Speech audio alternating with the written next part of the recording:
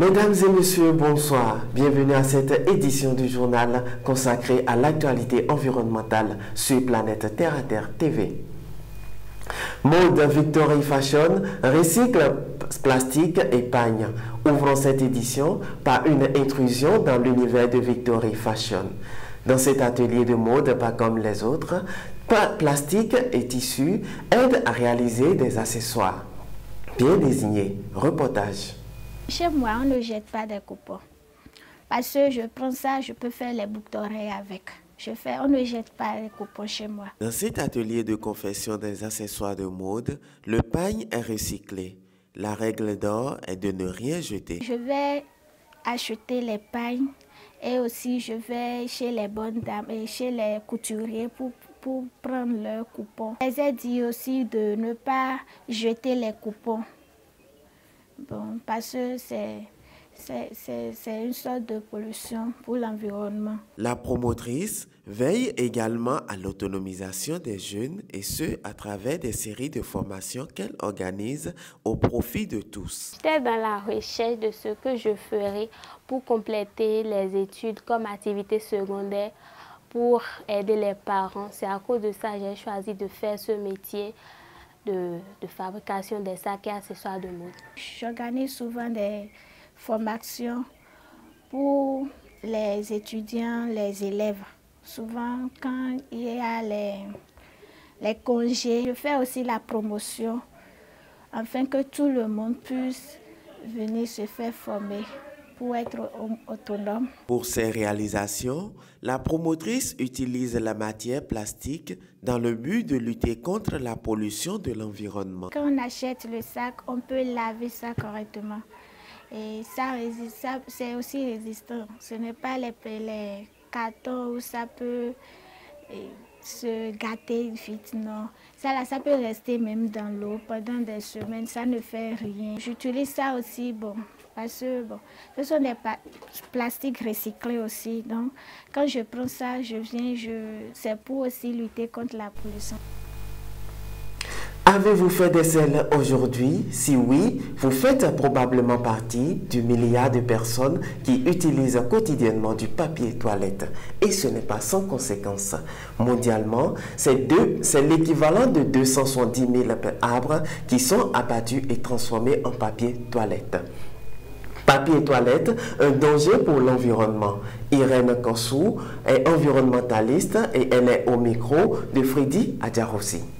Le papier toilette, c'est un papier qui sert à nettoyer. On ne peut pas parler de sa durée de vie sans considérer le processus de sa production.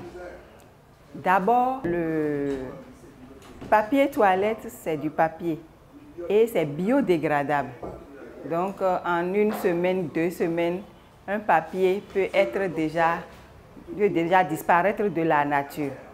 Mais quand on considère les produits chimiques qu'on utilise pour sa production, il faut que ces produits chimiques disparaissent complètement de la nature afin qu'on puisse parler de sa destruction complète. La production du papier nuit à l'environnement parce que c'est avec l'arbre qu'on produit le papier hygiénique. Alors, il faut détruire l'arbre, il faut couper l'arbre et il faut utiliser des produits chimiques. Et tous ces produits chimiques permettent d'avoir aussi les eaux usées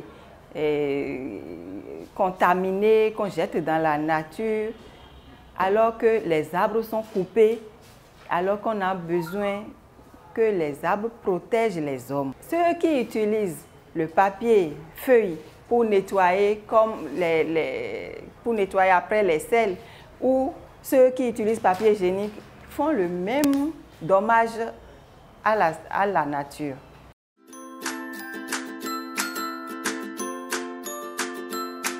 100% Terre » vous fait découvrir les merveilles de la nature pour le bien-être de la peau et des cheveux. 100% Terre, c'est des beurres végétaux, des huiles végétales, des graines et des poudres. Passez votre commande en un clic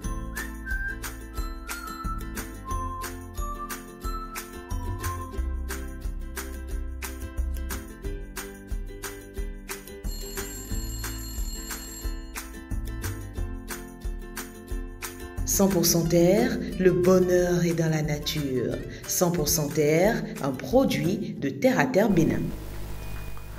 Page santé de cette édition, nous parlons d'endométriose, une maladie qui défie la santé d'une à 2 femmes sur 10. C'est une maladie gynécologique tabou boostée par la pollution. Endométriose, cause environnementale et gynécologique. Reportage. Il y a clairement un lien entre l'environnement et l'endométriose, mais jusqu'à présent, nous ne pouvons pas mettre un doigt sur ce lien ou sur le facteur qui pourrait entraîner l'endométriose chez la femme. Plusieurs facteurs, dont ceux environnementaux, sont à la base de la maladie d'endométriose dont souffre la femme. Mais comme facteur de risque, nous avons la consommation de l'alcool, du tabac, comme dans toutes les maladies. Nous avons l'obésité aussi qui est un facteur de risque. Nous avons les rapports sexuels à un très jeune âge. Nous avons aussi les facteurs environnementaux. Il a été démontré dans toutes les études qui ont été faites jusqu'à présent, il a été démontré qu'il y a un facteur environnemental qui est très présent, c'est la pollution. L'endométriose est caractérisée par la présence de cellules sur d'autres organes qui sont censés être dans l'utérus. L'endométriose, c'est une maladie gynécologique de la femme. Elle est caractérisée par la présence de cellules qui sont normalement censées être dans l'utérus. Il s'agit en fait d'un dysfonctionnement de l'endomètre, donc le muscle qui tapisse l'utérus, qui va migrer pour aller s'installer dans d'autres parties du corps et qui va provoquer des douleurs et des saignements chez la patiente qui en souffre. La science poursuit ses recherches, mais chaque jeune fille doit rester vigilante. Jusqu'à présent, on n'a pas de cause fixe de l'endométriose. C'est une maladie qui est encore très mal connue, très mal soignée par les gynécologues eux-mêmes. C'est une maladie dont on ne connaît pas vraiment les causes. Ce qui est important, c'est le diagnostic, parce que c'est une maladie qui est malheureusement très peu connue ou mal connue par les médecins et par les patientes elles-mêmes. Donc ce qui est important déjà d'une part, c'est de se diagnostiquer, d'être attentif quand une jeune fille en âge d'avoir ses menstruations a de très fortes douleurs qui sont handicapantes ou quand les règles sont trop abondantes. Allons en France à présent où 4 médias indépendants ont organisé ce mercredi 12 avril une soirée festive et engagée en soutien au soulèvement de la Terre. Il s'agit de Reporters, Social Terre, Blast et la Revue Terrestre, en soutien au mouvement de défense du vivant menacé de dissolution par le ministre de l'Intérieur. Tous les invités ont prôné la défense des terres, des libertés publiques et de la justice sociale. Pendant près de 2 heures, une vingtaine de personnalités, à savoir des artistes, activistes, juristes, chercheurs, paysans, députés, journalistes, se sont succédés sur l'estrade de la station Gare des Mines à Paris.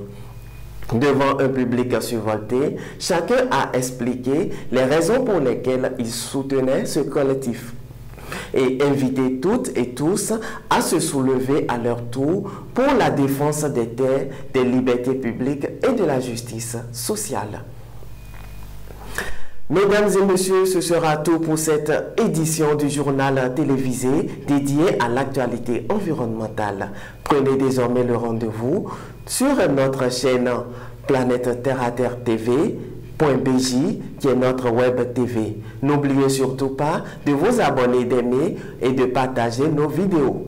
Contactez-nous également pour la couverture médiatique de toutes vos activités liées à l'environnement.